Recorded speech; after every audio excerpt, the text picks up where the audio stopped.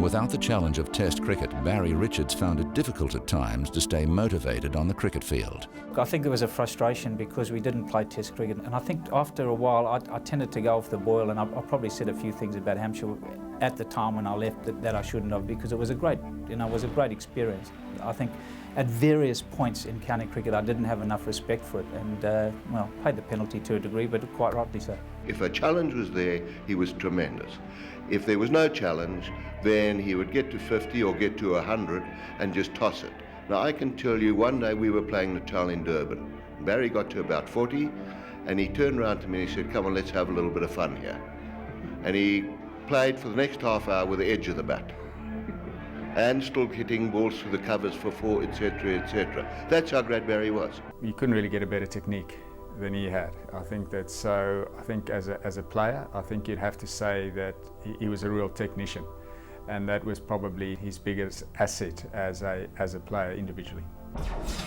He had everything, all the strokes, and all he needed was the will to try. And unfortunately, he hadn't got enough opposition. In later years, when he played for Hampshire, it was too easy for him. That problem it was from overplaying and county cricket. I think once you're too good and you're playing sides that are not too good, I mean, you need a rest here and there. That he did in county cricket.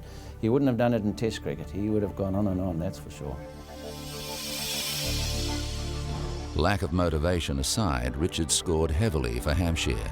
But 1977 brought an unexpected opportunity that would catapult him back into cricket's elite. I hadn't played that sort of competitive cricket for nigh on 8 years.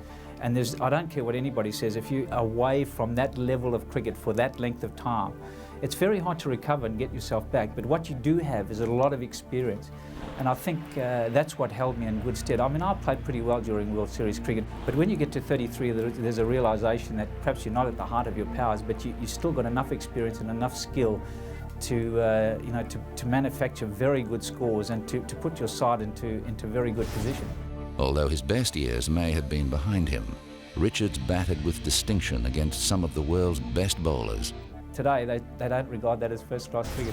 I just can't imagine why. It's not in any record books in terms of wisdom or anything like that, and you and I know how hard it was. Richards saw out his career with the Natal provincial side, playing a few unofficial internationals against rebel touring teams. In 1983, he retired from first-class cricket to become an administrator in Australia. In 1991, after 21 years in exile, South Africa was readmitted to the fellowship of test-playing countries.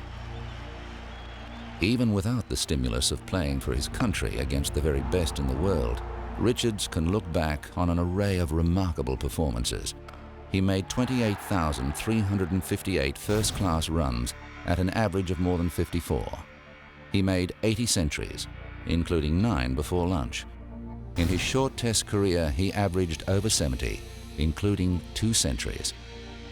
What might he have achieved if he'd played 40 Tests, or 140? The sad part with Barry's career is that he only played 4 Test matches, and it's therefore very difficult to place him in his era of batsmen. I mean, I know that he was very good, and if he'd have played a lot of Tests, he probably would have ranked up there with the best, but when he only played 4, it's hard to rank him. It's just a pity that he only played 4 Tests. I mean, I really would hate to think if his career had been 40, 50 Tests, what could have happened.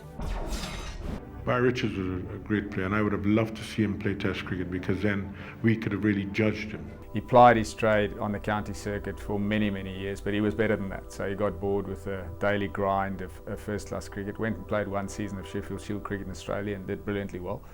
So I think from his point of view, I think it really affected him. I think the fact that he couldn't play international cricket was a real problem for him, as it should have been for a player of that ability and of that talent. And I don't think he really quite over that. I think he would have broke every record going. Barry Richards, he was a great player. He's the best opening batsman I've ever seen, without a shadow of doubt. Tremendous player. If you just had a look at his county games, his games that he played in Australia, his World 11 games, I mean, he was really one of the better players the world has seen. Cricket was what he knew how to do and what he wanted to do, and he knew how to do it well. And I think that the whole thing that he couldn't play international cricket affected him as a person.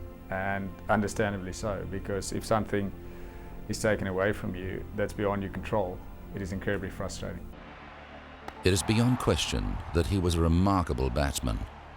An accident of history denied him the opportunity to prove himself in the Test arena over an extended period of time, so we can never be fully certain about what he might have achieved. But Barry Richards, on those few occasions when he was fully tested in the best company, did enough to earn his place amongst ESPN's legends of cricket.